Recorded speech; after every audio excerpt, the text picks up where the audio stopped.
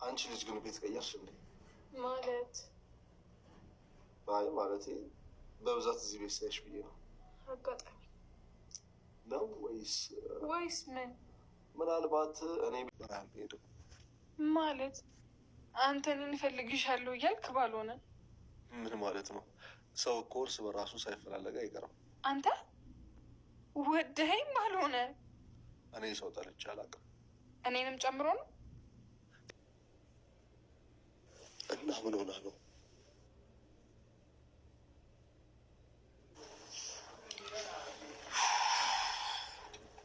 ለምንድን ነው ግን እንደዚህ እያሰብኳት ያለሁት?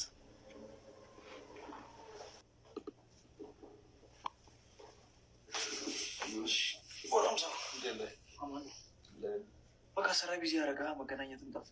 እንዲህ ቢዚ መሆን ይሻላል። በዚህ ሰዓት ወጥሮ መስራት ነው እንጂ። አይ በጣም አሪፍ ወጥረሃል። አዎ አይሻልም? አሪ ይሻላል። እኔ የምልህ ግን ሰኒ ምን ሆነች? አረ ምንም። ምን ነው ግን ተጣልታችሁ ነበር እንዴ? አረ እንደ ዛሬ በሚያስፈራ ዝምታ ተለያይተን አናውቅም። ማለት አላውቅም። ብቻ ግን ስትሄድ ልክ አልነበረችም። የሆነ የሚያስፈራ አይነት ነገር እንዳየ ሰው ነው ጠርፋ ስትሄድ የነበረው። እና ምን ይሻላል? አሁን እኮ በሰው ስልክ ደውላ ስልኬን አቀብሉኛለች። እና እኔ እና ፂ ደግሞ የሆነ ቦታ ልንሄድ ነው። እና ታዲያ መታ ትወሰደው? እምቢ አለች። መቼም እኔን እዛ ቤት ሂድ አትለኝም አይደል? እንዴት ላይ መሽቷል እኮ።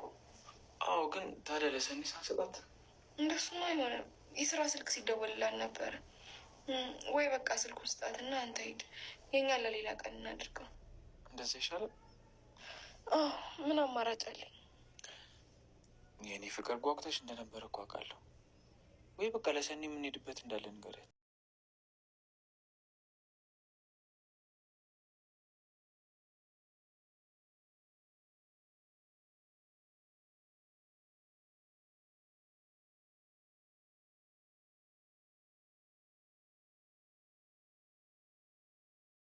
ሰላም ጤና ይስጥልኝ። ውድና የተከበራችሁ አድማጭ ተመልካቾቼ ቤተሰቦቼ እንደምን አላችሁ? ባላችሁበት ሰላማችሁ ይብዛ። ለዚህ ቻናል አዲስ የሆናችሁ ቻናሉን ሰብስክራይብ በማድረግ የደውል ምልክቱን ደግሞ በማጥቆር ቤተሰብ ይሁኑ። ነባር ቤተሰቦች ደግሞ ቻናሉን እንግዲህ ላይክ፣ ሼር በማድረግ ቪዲዮውን አበረታቱኝ ማለት ነው። ዛሬ ጽናት ድራማን በክፍል 73 ይዘን መተናል ማለት ነው። እናም እንግዲህ ጽናት አርግዛለች፣ የምስራች ይዘን መተናል። ሰርጉን ለመደገስ አባትየው የጽናት አባት እንግዲህ ደፋ ቀና እያሉ ይገኛሉ። ነገር ግን ሰርጉ ሳይሰረግ የጽናት እርግዝና ቀድሟል ማለት ነው። እናም እንግዲህ ጽናት እንግዲህ በባለፈው ክፍል እንደምታስታውሱት በጣም እያሳስባት ነው። የጽናት አባት እንግዲህ ወደ እነ ኪራ ቤት በመምጣት እንግዲህ ከነሱ ጋር ሰንበት በት ብለው ከርመው ነው ወደ ቤታቸው የተመለሱት። እናም ለጽናት እንግዲህ ልጄ አንድ ፍሬ ልጄ በወግ በማድረግ ነው ዝንጥ አርጌ ደግሼ የምድርሽ በማለትም እንግዲህ የጽናት አባት ወደ ቤታቸው ተመልሰዋል። እናም እንግዲህ ጽናትን ለመዳር ደፋ ቀና እያሉ እንግዲህ በወግ በማድረግ ለመዳር እንግዲህ ጽናትን ተዘጋጅተው ይገኛሉ ማለት ነው። ነገር ግን ጽናት አርግዛለች። ሰርጉ ሳይሰረግ እርግዝናው እንግዲህ ቀድሟል ማለት ነው። እናም እንግዲህ ይህንን ሲሰሙ የጽናት አባት ምን ይሰማቸው ይሆን? በድንጋጤ ታመው የጤና ችግር ይገጥማቸው ይሆን? ይህንን እንግዲህ በኮሜንት ሀሳብ አስተያየታችሁን አስቀምጡልን ማለት ነው። ወግ የተጠበቀ ነው። ወግ ባህል የሚባል ነገር አለ በሁሉም ቦታ እና ጽናት ተወልዳ ባደገችበት አካባቢ ደግሞ እንግዲህ ሴት ልጅ ከነ ክብሯ ነው ወደ ባሏ የምትሄደው። ጽናት ጋር እንግዲህ ይህ ክብር የሚባለው ነገር የለምና የጽናት አባት ደግሞ በክብር በወግ በማድረግ ነው የምድርሽ ብለዋታል። ይህንን ጥያቄ የፈጠረባት ጽናትም እንግዲህ ለኪራ ስትነግረውም ነበረ። እኛ አካባቢ እንግዲህ በወግ በማድረግ ነው ሴት ልጅ ከነ ክብሯ ነው ወደ ባሏ የምትሄደው ስትልም እንግዲህ ለኪራ ነግረዋለች። ኪራም በነገሩ ግራም ተጋብቷል። ታዲያ ምን ችግር አለው ሲልም ነበረ። አልገባህም ማለትማ የደምሻሽ የሚባል ነገር አለ፣ ደንብ ባህል ሰዎች የሚያዩት ስትልም እንግዲህ ትነግረዋለች ማለት ነው። ኪራም እንግዲህ እኔ ታዲያ ደግሞ ድሮም እኮ ነበርሽ ከነ ክብርሽ ነው እኔ ጋ የመጣሽው ሲልም ነበረ እና እኔ ዋሽልሻለሁም በማለትም እንግዲህ በቃ ጊዜው ሲደርስ እንግዲህ እናስብበታለን በማለትም እንግዲህ ለጽናት መልስ ይሰጣታል ማለት ነው።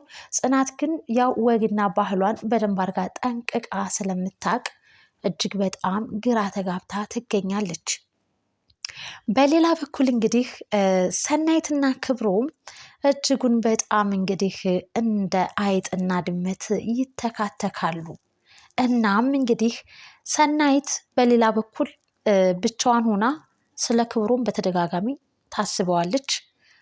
ክብሮምም ደግሞ እሱም ለብቻ ሆኖ በተደጋጋሚ ስለ ሰናይት ያስባል። ይህ ማለት እንግዲህ ወደ ፍቅር እየተንደረደሩ ነው ማለት ነው። እነሱም እንግዲህ በቅርብ ጊዜ እንግዲህ ስለ ፍቅራቸውን ይፋ ያደርጋሉ። ምክንያቱም ጽናትና ኪራ ከዚህ በፊት እንግዲህ እጅጉን በጣም ይጣሉ ነበረ። ለየብቻ ሲሆኑ ግን ሁለቱም ይዋደዳሉ። ሲተሳሰቡ ለየብቻቸው፣ አንድ ላይ ሲሆኑ ግን አይን መተያየትም አይፈልጉም ነበር። እናም እንግዲህ በስተመጨረሻው ግን እንግዲህ ፍቅራቸው እንደ አበባ ፍክት ብሎ እንግዲህ ለሰውም ተምሳሌቱ ነው እንግዲህ ደምቀው ፈክተው ይገኛሉ ማለት ነው። እናም እንግዲህ የጽናትና የኪራ ነገር ወደ ሰናይትና ወደ ክብሮም በቅርብ ጊዜ ይገለበጣል ማለት ነው። ነገር ግን ሰናይትና እህቷ በስልክ ተደዋውለው ያወራሉ። ሰናይትና እህትየዋ በስልክ ተደዋውለው ሲያወሩ ሁሌም ሰናይት እንደተረበሸች ነው። ያም ማለት እንግዲህ የሰናይት እህት እጅጉን በጣም በብዙ ውጣ ውረድና በብዙ ፈተና በባሏ ምክንያትና በባሏ ሞት ምክንያት እንግዲህ የባል ቤተሰብ የሰናይትን እህት እጅግ በጣም ለማጥቃትም ለመበቀልም እና ብዙ መከራዎችን እንግዲህ አሳይተዋታልና ሰውን መቅረብ አትፈልግም እህትየዋ። አልፎም እንግዲህ ለሰናይትም ይህ ነገር ተጽዕኖ ፈጥሮባታል። ሰው የሚባል እንዳትቀርቢ፣ ሰውን እንዳታምኒ እያለችም እንግዲህ በደንብ አድርጋ ታስጠነቅቃታለች ማለት ነው። በፊት እንግዲህ ሰናይት እህትየዋ የምትለውን ነገር እጅግ በጣም አድርጋ ትሰማታለች፣ ታደምጣታለች። ነገር ግን እንግዲህ ዛሬ ላይ ባደረጉት የስልክ ንግግር እስከ መቼ ነው እያለችም እንግዲህ እኔ እኮ ብቸኝነት ጎዳኝ፣ ወይ አንቺ አልመጣሽ እህቴ እያለች እንግዲህ እኔ እኮ ጓደኛ የኔ የምለውም ሰው ያስፈልገኛል በማለት እንግዲህ ስትበሰጫጭም ተመልክተናታል ማለት ነው። እህትየዋም እንግዲህ አስጠንቅቃታለች። ምንም አይነት ከሰው ጋር ጓደኝነትም ሆነ ማህበራዊ ግንኙነት እንዲኖርሽ አልፈልግም፣ አያስፈልግም ብላታለች። እናም እንግዲህ ሰናይት እጅግ በጣም እስከ መቼ ነው ግን እኮ ሁሉም ሰው እኮ እንዳይሆንም እያለች እንግዲህ ሰናይትም እጅግ በጣም እያሰበች ነው። እና እንዴት አድርጌ ነው ከነጽናት ጋር ጓደኝነቴንስ የማቋርጠው እያለችም እንግዲህ በዛ መሀል ጽናት ስትደውል ስልኩንም እንግዲህ ልታነሳው አልቻለችም። እህቷ ያለችውን ነገር እየተገበረችው እንግዲህ ተመልክተናል። ግን እስከ መቼ ነው ይሄ ነገር? እናም እንግዲህ የናሆሚም እናት እንግዲህ ወደ እነ መራዊት ጋር እንግዲህ ብቅ ብለዋል። እናም እንግዲህ ልጄ አልናፍቅሽም ግን ስትልም እንግዲህ መራዊትን ስትጠይቃት ነበር። የናሆም እናት ማሚዬ ናፍቅሽኛል በጣም ነገር ግን በለቅሶ ምክንያት እዛው እነ ኪራ ጋር ስለመሆን ለማውራትም ለመደወልም አልተመቸኝም ትላታለች። እናም እንግዲህ የናሆሜም እናት በጣም ነው የሚያሳዝነው። እኔም አንድ ቀን ብቅ ብዬ ተመላልሼ ሳልጠይቀው ቀረው በዛው ጠፋሁኝ በማለት እንግዲህ ስለ ጽናት እንግዲህ ስታደናንቃት ምን አይነት ድንቅ ቤተሰብ ነው ያሳደጋት፣ ስብዕናዋ፣ ስነ ስርዓቷ እያለች እንግዲህ ጽናትንም ስታሞጋግሳት እና የጽናትዬ እንግዲህ በናሆሚ እናት እጅጉን በጣም ተወዳጅነት አግኝታለች ማለት ነው። እናም እንግዲህ መራዊትም አዎ ኪራን እጅግ በጣም አድርጋ ከጎኑ ሁና ያጽናናችው እሷ ነች በማለትም እንግዲህ አንዳንድ ነገሮችን ስትነግራትም ነበረ። እንግዲህ መራዊት እጇ ላይ መድኃኒት ነበርና እየዋጠች እንግዲህ ደርሳባታለች። የምን መድኃኒት ነው የምትውጪው ብላታለች። የእርግዝና ከሆነ አጥብቃ ስለምትቃወም የናሆሚ እናት ዝም ብሎ መድኃኒት ነው ስትልም ነበር። እንዴ ዝም ብሎ መድኃኒት ይዋጣል እንዴ በማለትም እንግዲህ የናሆሚ እናት ስትጠይቅም ነበረ። አይ ራሴን አሞኝ ፓራስታሞን የራስ ምታት ማስታገሻ ነው እየዋጥኩት በማለትም ቢሆንም እንደው መድኃኒት አብዝተሽ አትጠቀሚ አታስለምጂ በማለትም እንግዲህ ይመክሯታል ማለት ነው። እናም እንግዲህ መራዊት ቡና ላፍላና ማሚ ቡና አፍልቼ እየጠጣን እንጨዋወት በማለትም እንግዲህ ቡናም ለማፍላት እንግዲህ ጉድም ስትል ተመልክተናታል። ናሆም እንግዲህ ልጃቸውን መጥቶ እንግዲህ አንድ ላይ ሞቅ ደመቅ ያለ ጊዜም ሲያሳልፉ ተመልክተናቸዋል ማለት ነው። እናም እንግዲህ ጽናትና ኪራ እጅጉን በጣም ደስ በሚልና አሪፍ ሁኔታ ላይ ይገኛሉ። እንደ ስሙ ቅዱስ እንግዲህ ስሜ ነው እንጂ ቅዱስ ስራዬ ርኩስ ነው ሲልም እንግዲህ ቅዱስ አዲሱ የኪራ ጓደኛ በጣም የሚገርም ንግግርም ሲያደርግ ተመልክተናል ማለት ነው። ነገር ግን ለኪራ ትልቅ ውለታ ውሎለታል። ራሱን ከማጥፋት እንዲሁም ደግሞ ወደ ራሱና ወደ ቀልቡ እንዲመለስም አድርጎት ጥሩ የሆነ ጓደኝነትንም እንግዲህ መስርተዋል ማለት ነው።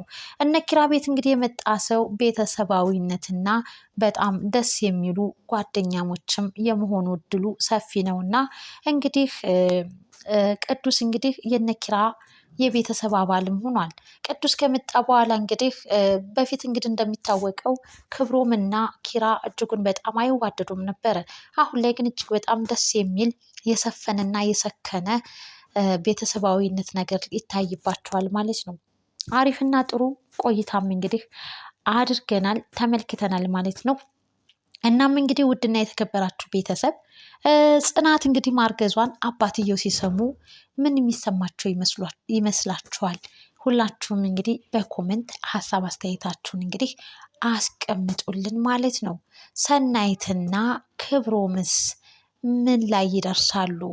በቅርብ ጊዜ ፍቅራቸውን ልክ ጽናትና ኪራ እንደዛ ደጅ እንዳጸኑን ሁሉ እነሱም እንግዲህ ዳር ብለው አንድ ቀን እንግዲህ ፍቅራቸውን እንደሚያበስሩን ምንም ጥርጥር የለንም እላለሁኝ። እስኪ እናንተስ አድማጭ ተመልካቾች ምን ትላላችሁ? ምን ተሰማችሁ? ምን ተመለከታችሁ?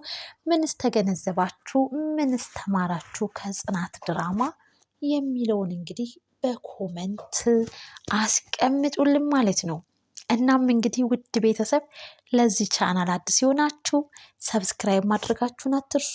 የደውል ምልክት ማጥቆራችሁንም ደግሞ በደንብ አድርጋችሁ ተመልከቱ። በቀጣይ ክፍል እንግዲህ እስክንገናኝ ድረስ ባላችሁበት ሰላማችሁ ብዝት ይበልልኝ እያልኩኝ ለዛሬ የነበረን የክፍል 73 እንግዲህ የጽናት ድራማ እኒህን ነገሮች እንግዲህ አስጨብጠውን እንግዲህ ቀጣዩን ደግሞ በጉጉት እየናፈቅን እንገኛለን። እስከዛው ድረስ ቸር ሰንብቱ ባይ